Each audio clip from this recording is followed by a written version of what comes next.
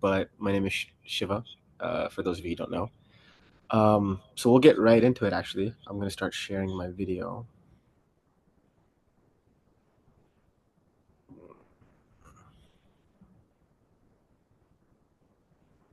Okay.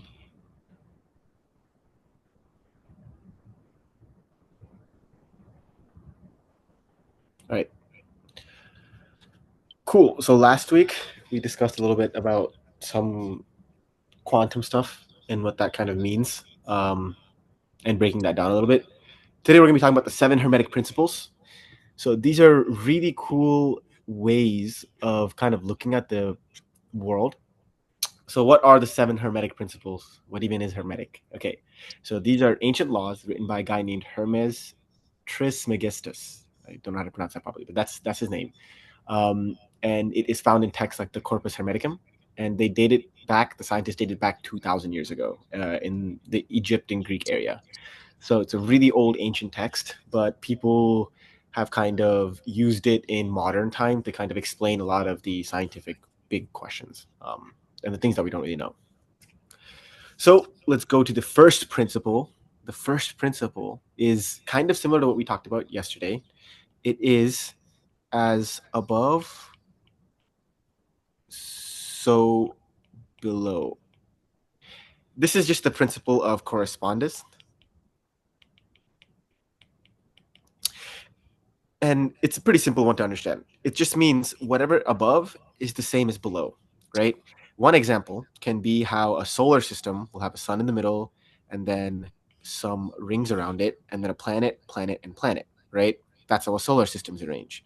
Very similarly, on the very small end of the spectrum, right? So this is solar. You can look at an atom, which is very similar, right? It's a central core with electrons circling it, right? So you can see that the universe kind of works in fractals. It works in pattern, right? This is shown through so many different processes, right? Cells, economies, nature, a bunch of things. But how can we use this? So the reason this is important is because it shows us that the inner world is also the same as the outer world, right? The things that make up small also make up solar systems, right? So Shiva, unmute yourself. sorry, wait, could you guys not hear me? No, I could. I muted everyone now. Yeah. Oh, okay. Cool. So I'm just gonna go from there. So you can see that if an atom in the solar system are pretty much the same from the bottom level all the way to the top, you can kind of see that potentially that what's inside you and what's outside of you is also linked, and they're also very similar, and they're also the same, right? And this kind of teaching can show you that your inner world and outer world are pretty much the same. There is no separation, right? So your thoughts, your beliefs, right, and your internal mechanisms create essentially your reality, right? That's the way you see the world, right? That's essentially what it is, right? As above, so below. That's the first principle, right? It shows that things very small and things very large were all pretty much the same. It's organized in one matter, right? Second principle. The second one is very similar to what we talked about yesterday. It's the principle of mentalism. Now, what is mentalism, right? Mentalism is essentially the statement that we made yesterday that our consciousness creates reality rather than observing it, right? This is because of, like what we said, the observer effect, right? From yesterday or from the other day, which essentially states, right, that when a human observes an action, it changes the action, right? So the act of observing actually changes the action. Now, how can we use that? This essentially shows that your observation is creating a reality. So be careful of what you observe and what kind of lens you're using to observe it, right? So a quick example can be some people, when stuck in traffic, will equate that to something super bad, right? If you're stuck with random traffic from nowhere, right? So you can either see it as, wow, this sucks, right? I'm in traffic. Or you could see it as, thank God I'm not the person who got into the accident. Thank God I'm not the person who is causing this traffic. And maybe I'm supposed to be in this traffic. Maybe somewhere down the line, this is going to help, right? These small little actions, these small little butterfly effects, it'll add up, right? So you can maybe say this was meant to be, right? And the only two differences in the way you see these things, right, is the way you feel afterwards, right? In this method, you're going to feel stressed when you come home. You're not going to really, it's going to be worse off, right? The traffic's going to take a much bigger toll on you, right? And in the other way, when you look at it from a different mentality, a different perspective, you're going to end up being much happier, right? And you're not going to really think about it that much. You're actually probably just going to start thinking about something else, something more important than the current situation that you're in, right? So that's the second principle, the principle of mentalism. We pretty much create our own reality. Third principle. This is the principle of vibration. And I think this is something that you guys probably know pretty well. It essentially just says that everything in the universe is vibrating. Nothing is at rest, right? So let me write that down,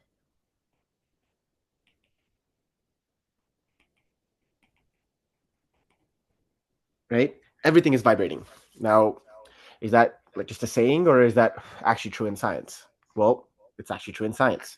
When you look at it, even down to the smallest particles, you will see some wiggle, always, right? The only time a particle is completely at rest is when it is at absolute zero temperature, Kelvin, right? That is like negative 472 degrees Celsius or something. So pretty much every piece of matter is vibrating at a certain rate. And that's pretty much how microwaves work too. You know, microwaves don't just suddenly make your food super warm. They actually just increase the vibration of the particles, which makes it hotter. It gives it more energy. Very simple, right? So that's the physics way of looking at it, right? Another way of looking at it is that your body is also vibrating, right? When you're stressed and tense, you'll be bouncing your knees. When you'll be moving around a lot, right? You see that cigarette smokers, when they have a little bit more of a nicotine addiction, they'll never be at rest. You know, they're shaking all the time. So there is a real vibration in the outside body, but there's also vibration of your brain. You know, there's these things called brain waves, and the difference in how your brain is also vibrating can have a really massive impact on your thinking, right? So these are all pretty much interlinked, right? This is our classical mechanisms of physics, right?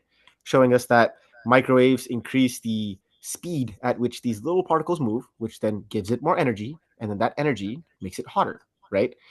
um that's the physics way of looking at it. And then if you look at the quantum or the hermetic way of looking at it, you see that your thoughts create certain vibrations. You yourself have ability to control your vibration, right? How stressed you are, how happy you are, by your daily choices and the way you perceive things, right? You combine this with the previous one, you could change your vibration, which then leads to higher energy, literally, right? It's not just like some saying that, oh, you get higher energy. No, like it literally does like directly increase your energy, right? um, so that's the third principle, the principle of vibration. That one you guys all probably pretty well. Here is the fourth principle. This one is principle of polarity. This one is everything is dual and everything has poles, right? One thing cannot exist without the other. We touched upon this yesterday, and I think someone also brought this point up about dualism. But essentially, hot and cold are the same thing. Light and matter are both the same thing. Um, you can see that you can't have a magnet with the North Pole, right? Without also having a magnet with the South Pole. They both must exist. If you cut this magnet in half, oh, I should not have done that. If you cut this magnet in half, right, it then becomes two different magnets with a north and a south and a north and a south. So no matter what you do, when there's a field involved, when there's energy involved, there's always a pole. There's always dual nature to it, right? So what does this mean and how can we use it, right?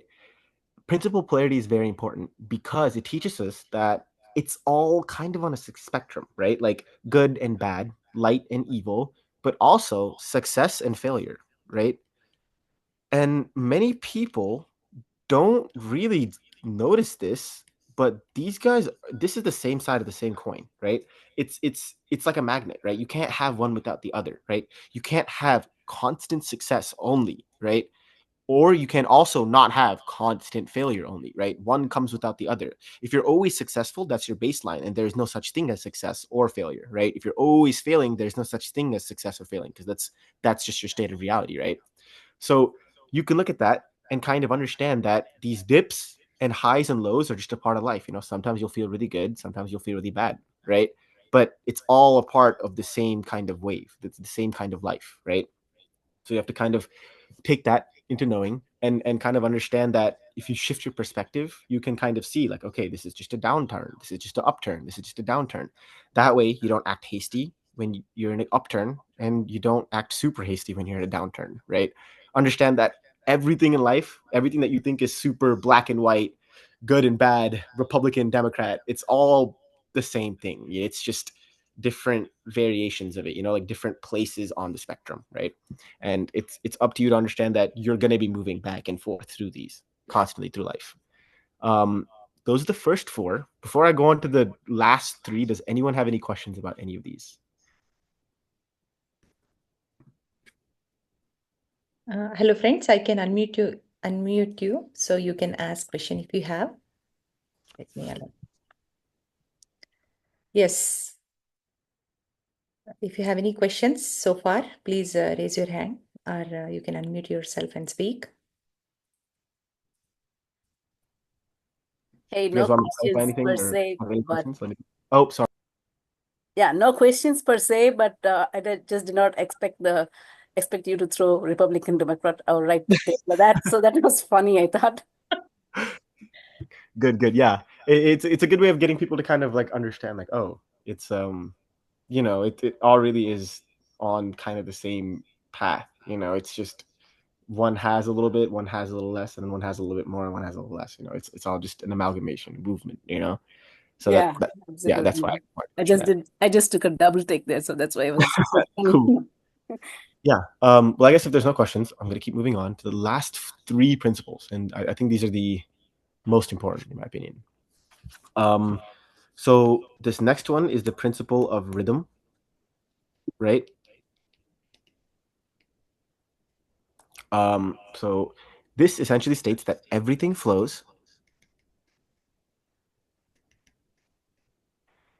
and there is always a rise and then a fall, right? There's always a rise and a fall. And that's a constant occurrence, right? So where can we see this? We can see this in circadian rhythms, right? The way that we sleep. We wake up and we sleep in accordance to the earth, right?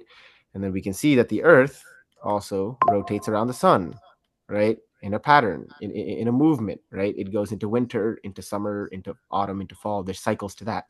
And the sun orbits the orbits the galaxy, galaxy, which is which is then then also also another. another. Oh, Oh, can you hear hear my my voice? voice. Yeah, Yeah, am I am I echoing, echoing, Mom? Mom? Yeah, a little bit, but that's fine. Okay. Okay. Okay. So yeah, so you can see that the Earth, Sun, galaxy, right? They all revolve around each other. There's massive cycles there, right? And there's also cycles in nature, right? Um, and there's tides, there's seasons, there's natural oscillations, and everything moves in rhythmic patterns. So how you can kind of use this in your own life is to know that meditation helps you align with these natural rhythms, right? Rather than to resist them, it's like a strategy that comes like almost like surfing a wave, knowing when to push down, when to pull up, when to push down, when to pull up, not fighting the current, because there will be ups and downs. So it's all about understanding and feeling that rhythm and understanding yourself, right? Through the active meditation and knowing when you can push and when you need to pull, and when you can push and when you need to pull, right? Kind of like a surfing effect. That's something I'm also trying to work on. That's very difficult. And then the sixth principle is every cause has its effect and every effect has its cause, right? So this is just a principle of cause and effect. And this is pretty, well, you might say this is pretty obvious, right? Okay, if I push the water off the table, right, then it will fall on the ground, right, and the water will spill. Yes, that's one way of looking at cause and effect, right? But there's a lot more that science has to reveal about cause and effect, right? When you look in quantum terms, right, particles that are entangled don't act with this cause and effect nature, right? There's particles that you could separate from as whatever distance you want, right? And if you make any change to this particle will also change, no matter where it is in the universe, with no change in energy and no movement, right? So where's the cause and where's the effect in this? How does this all work, right? This is what's been confusing scientists a lot, right? We understand if we push this cup and it falls on the ground, we push the cup and it fell on the ground, we understood the cause of the effect, right? But this is a little bit more confusing. Why is this one that's entangled with this one changing when we change this one, right? There's nothing happening to this, right? And what scientists are saying is that there's actual no locality when it comes to cause and effect, meaning you don't have to be close to an object. You don't have to be even in the same plane of existence as an object to have a cause and effect, right? What scientists now are saying is that the biggest cause, the biggest thing that actually makes a change in our physical world is the mental world, right? So our mental consciousness, right, scientists are saying, is the biggest driver of effect in this world, which is super interesting. So it's like, okay, now it's not that you are pushing this cup and causing it to fall. Scientists are saying that you're thinking about pushing this cup. Then your thoughts allow your body, right? You think. Then after the thought comes into your brain, right? Then your thought controls the body to then control the cup, right? So it all still starts from the mental plane, right? Nothing in this world happens, right? Unless it starts from the mental plane, right? At least from any human experience. So what does that mean for us? How can we use it, right? It means that the smallest of things can cause even the biggest of causes, right? It's called the butterfly effect. This you can use to your advantage, right? You know that all your mental decisions, all your thoughts, all your small things that you do on a day-to-day basis can actually have a huge impact on your entire life, right? There's a book called Atomic Habits, right? And it goes over this like pretty well. And it essentially explains that these small things, right? These things where, oh, if you're in traffic, the way you think about it, right?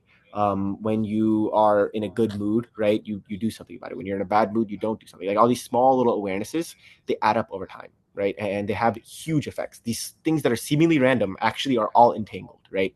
And there's no locality in this. So your mental plane is actually the cause, and then your physical plane is actually the effect, right? So if you want to change your reality, right?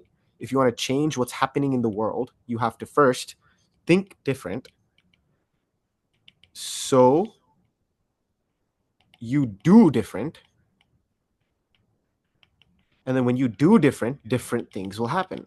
It's like so obvious when I say it, right? It's like, okay, if I think differently, I'm going to do different things. And then when I do different things will happen in reality, right?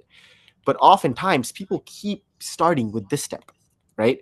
They go, instead of, when I want to get a nice gym body, right, for the summer, instead of saying, I'm going to first become a person, right? Be vibrationally aligned with the type of person who goes to the gym every day, has a fit lifestyle, and actually is that person. They start with just the doing, right? They think, okay, all I have to do is work out.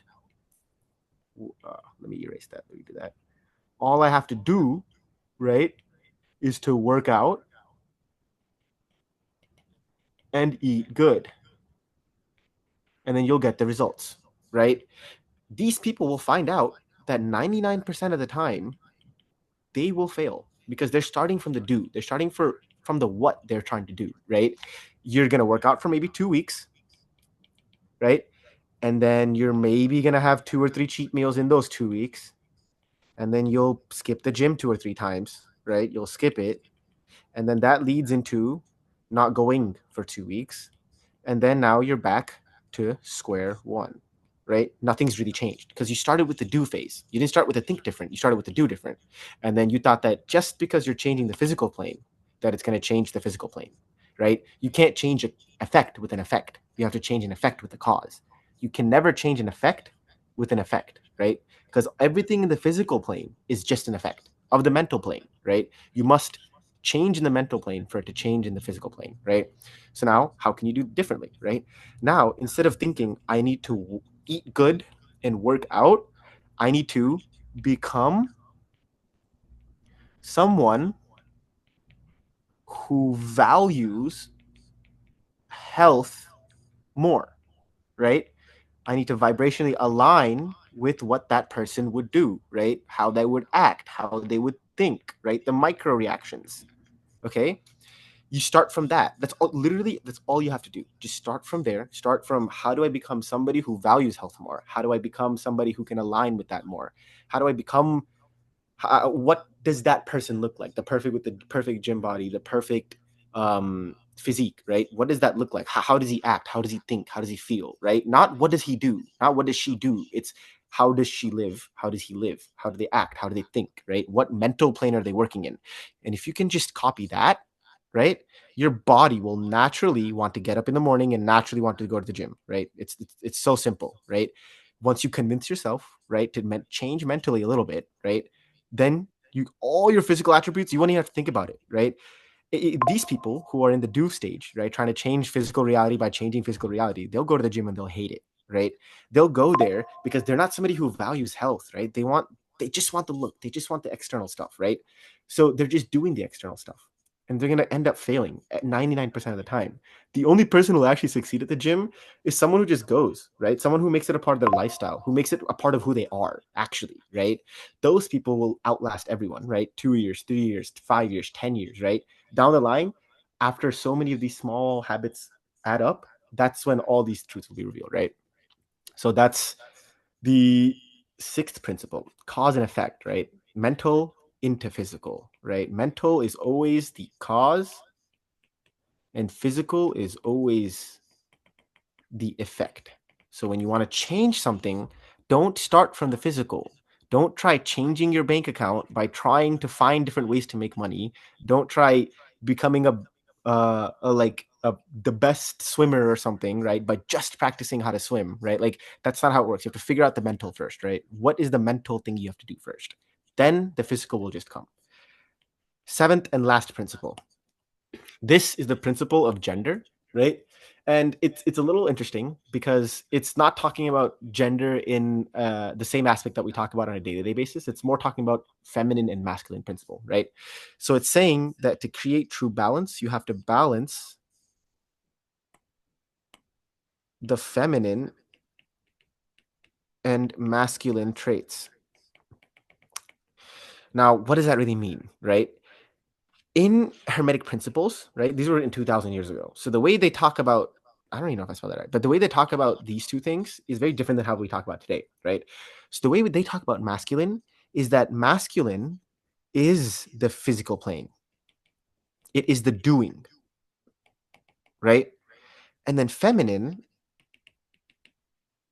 is the mental plane. It is the being, right? So you can be all you want, right? You can be and act and think all you want, right? But you'll never achieve your goals if that's all you are, right? Same thing with doing. You can do all you want, but if you're not that person, if you're an imposter, you'll never get what you want. You have to not just be the person, but also do the thing that you're being, right? You have to be the best coder, right? You have to be somebody who enjoys that. You have to be somebody who enjoys the art of learning about computers and understanding how these mechanisms work. You have to have personal and genuine joy in solving these coding problems in order to do the best work, right? Or else then it's just not going to click, right? Same thing with anything. You have to first be that person before you can do that thing, right? So that's the balance of feminine and masculine, right? In science, it's like kind of like North Pole, South Pole, right? They're both essentially the same, right? But they play opposite roles, right? In different planes of existence, right? It's yin and yang. It's matter, antimatter, right?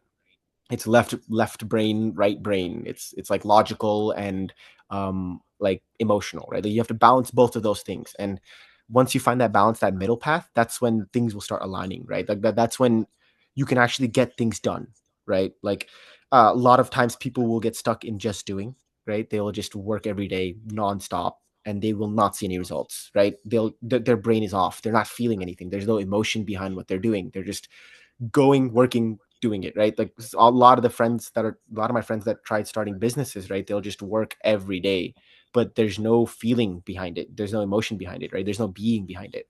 So they'll end up failing, right? Like it'll never work out. And same with some of my other friends who just end up being, right? All day they daydream about starting a business. They daydream about this. They feel like they can do all these things. They feel all those emotions. They feel, wow, I've done this. Like, wow, like it's amazing. Like, I'm such a great person. But then they don't do anything, right? And they'll also end up not going anywhere. So it's a marriage of the two. You have to do and be, right? So that's the feminine and masculine principle, right? And the beautiful thing about meditation is it helps with all these, right? It helps you understand when you're just doing or just being, right? It gives you more awareness that you have to do both.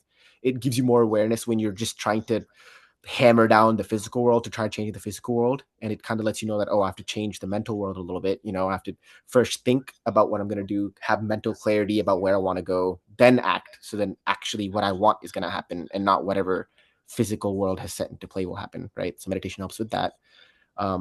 Another thing that meditation helps with is rhythm, right? Breathe in, breathe out. That's literally what meditation is you're just following the rhythm of yourself and getting into like different rhythms, right?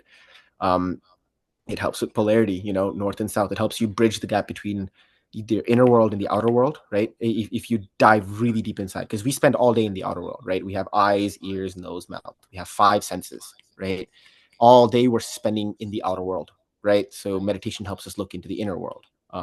And that's super important as well, right? Because there's polarity. You can't have it. You can't have anything you want in life unless you look both, right? Vibration, obviously meditation has shown to change like brain waves, vibrational lengths. So there's scientific research behind that as well, that you can change the way you kind of vibrate and the level at which you kind of think, right? And the level at which your thoughts come to your brain by meditating. This is also super important, right? Because meditation helps you not just remove your thoughts, but also control them, right? And if you can control your thoughts, right, and your thoughts control your reality, then you can control your reality to a certain degree, right? So that's how meditation helps with that. And then as above, so below, I think meditation just gives you awareness that everything's connected. It helps you connect the dots a little bit more. Like, oh, if a tree looks like this, right, and then my heart ventricles look the exact same, right? You guys can look this up. It's like the exact same. Like the veins in the human body look the exact same as the tree's roots, right? It shows that nature has like one kind of like pathway that it's following, right? Like as above, so below. So there's a merging of the two inner worlds. So that's 7 hermetic principles, how you can use them, and how meditation helps you use them. So that's the session for today. If anyone has any questions, let me know. Yeah, thank you for listening. Thank you so much, Shiva. So I will open the stage for everyone to speak. You can unmute yourself and share your thoughts. Just a second, let me. Yeah, you can unmute now. So share your thoughts. If you have any questions or anything, please feel free to ask. Or even you can ask, you can say, how do you like the session? This is I just love this. Is it jamming or? Yeah, Joshna ma'am, you are cutting off. Oh, Try once again. okay. Can you hear? Yeah, we can hear, but it is choppy. Yeah, it's echoing. Well, I can wait next time, I guess, if somebody else can. Can you hear me? I think you. Yeah, actually, Joshna ma'am, can you please go ahead and share? I think it should be fine. You think so? Yeah. Well, this is just very interesting and very knowledgeable. I think I got, all these principles, all 7 principles there. As I understand it, it's like maintaining a balance between the outer world and the inner world, meaning, whether it is gender or it is the cause and effect, um, wherever we have. I think that's what I got out of it. And it is so nice that scientifically, it's just so interesting just to hear these 7 principles, how they really help us and connect to the meditation. So that inner world and outside world, I was just kind of thinking about, how you think before you That's That's one one thing. thing I Yeah. yeah. Think Think before you speak, and feelings and facts. A lot of times we have problems with, like communication between men and women. I think that's what I was relating more, because sometimes even, when I speak to our own son, who is about 50 years old, he's always with the facts. He's very practical, which is fine. But sometimes when I try to explain something like how I feel about it, he doesn't want to hear it. He just wants to go to the do part, like, okay, this is what it is. I'm going to do this. So, and I have seen also my husband to some extent to that. I think many men actually I have seen that they kind of don't spend much time to process their thoughts and the feelings, and they simply just jump into the action. And so this way, all these things for, polarity or rhythm or cause and effect, everything what Shiv was mentioning, it's I just feel very enlightened, um, just knowing these principles, that how they all really relate to why meditation help us so much, to calm us down, and so that we can think properly, so that our actions will be right, and what is appropriate at a at a given. given. That's That's all I all I can. get. Thank you Thank you very very much. much. Thank you, Thank you. Jyoshna ji. Thank you. So, anybody else? Funny Amazingly Amazingly mentioned, Shiva. It's so lovely to see you explain all this. I'm so excited, and I was like, I couldn't even take my ears off of what you are saying. I couldn't even step away from there. It's amazing to know so many things behind the benefits of meditation. And yes, you are a reflection of what you are, what you think, and how the mental well-being impacts in every way regarding your existence in this world. Oh my God, it's awesome to know. Thank you so much for all the details, Shiva. Of course, I'm glad. I'm I'm glad you. glad. Hey Hey Sheetal, Sheetal, I have I a have a question. question. Yes, go ahead, Amrita. I I think it's think echoing, but I'll try my best. Okay, Shiva, thank you so much for coming. These 3 days were actually full of wisdom, I should say. Okay, so back to my question. It's actually depending, it was on my first day. I missed the second day, but it is on based on the first day. I thought the first day was more on the multiverse concept you were explaining, where the attention goes, energy flows.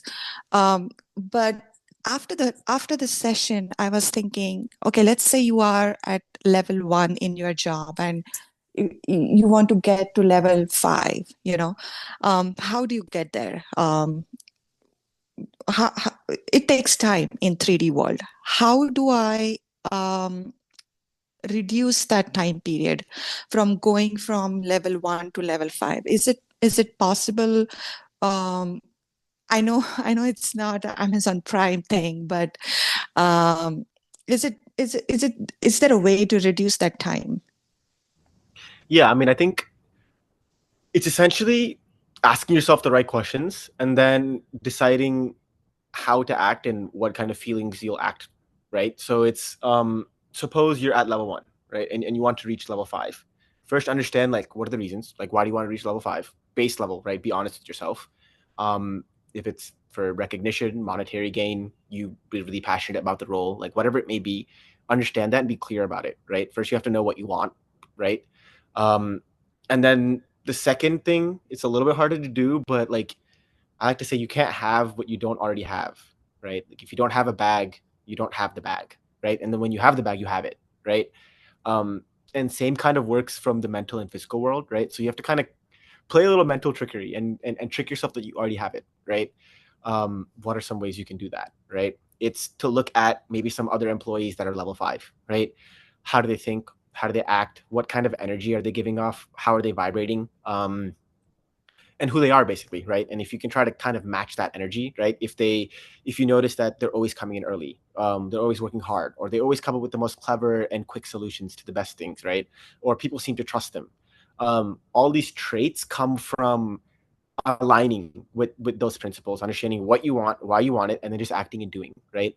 I think it's different because as long as you're acting with that in mind and you have good feeling, right? You're doing it with good reason. You're going into work and you're feeling good, right? And you kind of convince yourself that what you're doing is moving yourself forward. It'll just happen, so quickly. And I think that's the best way to reduce the time is to kind of convince yourself you already have it, right? Because then I think what happens is there's a separation, right? Like you said, level 1, level 5, right? So already in your head, there's like a separation between where you are now and where you want to be. So if you want to get there in the physical world, first you do have to get there in the mental world, right? So close the gap first. So mentally, you have to already be at level 5, right? I'm already somebody who earns or deserves that level 5 position because I act differently, right?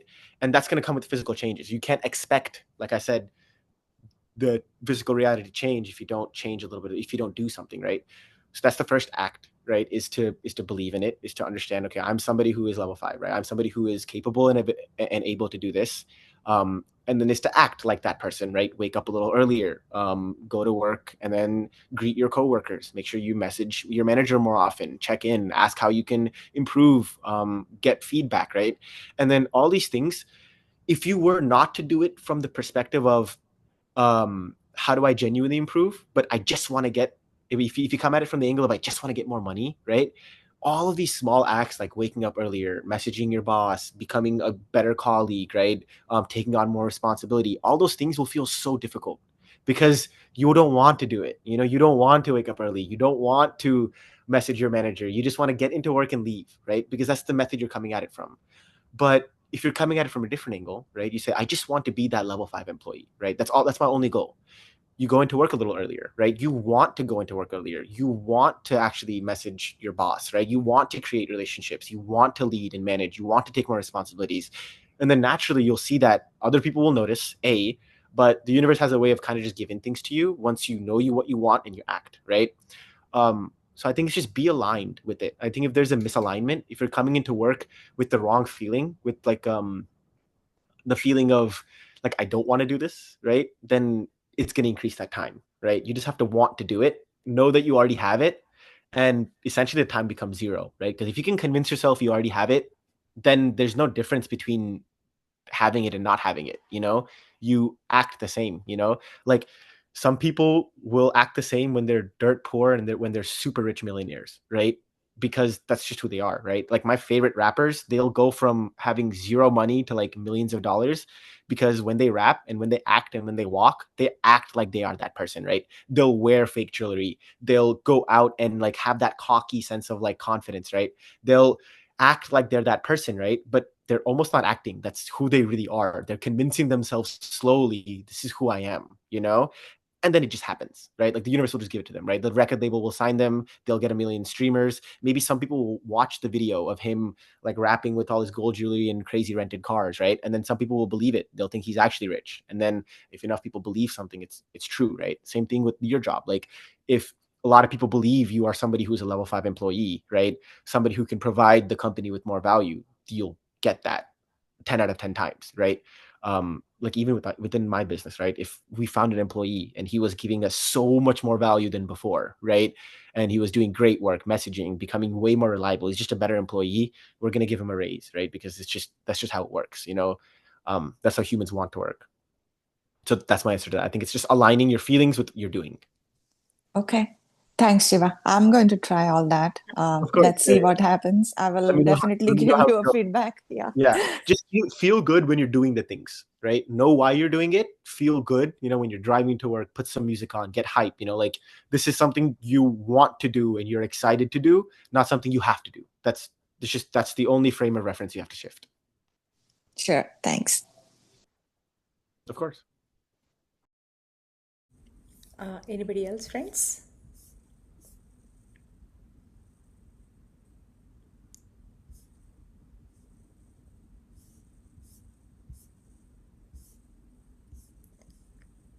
Yeah, so if we do not have any questions or sharings, then we can go into meditation.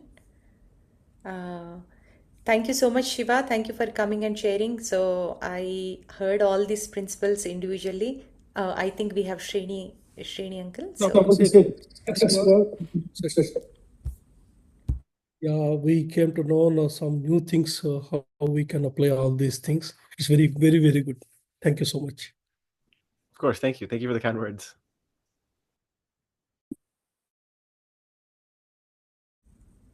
yes, friends. So thank you. Thank you so much once again for joining. And thank you so much, Shiva, for coming and sharing your knowledge and wisdom. Please keep coming and keep enlightening us.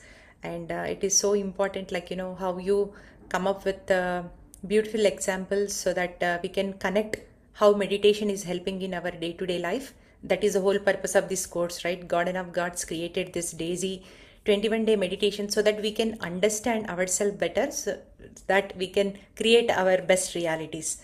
And thank you again. Thank you once again. So you want to say something to add on? We can go into meditation. So your message, and then we can go into meditation. Me? Yes, maybe. Yes. Yeah, I guess follow your heart, do what you want, and then you'll just get everything. That's the basic principle. But it's like the hardest thing to do. So good luck. Yes, definitely. You said it right, but yes, we are on a path to learn, and this awareness is going to definitely help. And we practice meditation here every day, my dear friends. So thank you so much, Shiva. And you have a lot of comments in the chat box. If you can read, and just all our friends are very grateful, and then they really loved your session. Yes, Prasanna. Yeah. Thank you, Shiva. Enjoyed everything. I'm so impressed. Yeah. So learning a lot from you, but this is something completely different, and it is very, very interesting. I liked everything you said, and we can, with very good examples. So really, it is very helpful, and really proud of you. I'm just looking at you, and oh my God, this is hard to explain, but you really did a great job. That's very nice. Yeah. Thank you, Thank, Shiva. thank you so much. Oh, thank you. Thank you. Thank you, Shiva. We'll go into meditation now, my dear friends. Thank you. So, friends, the meditation what we are practicing is breath meditation. It is very, very simple.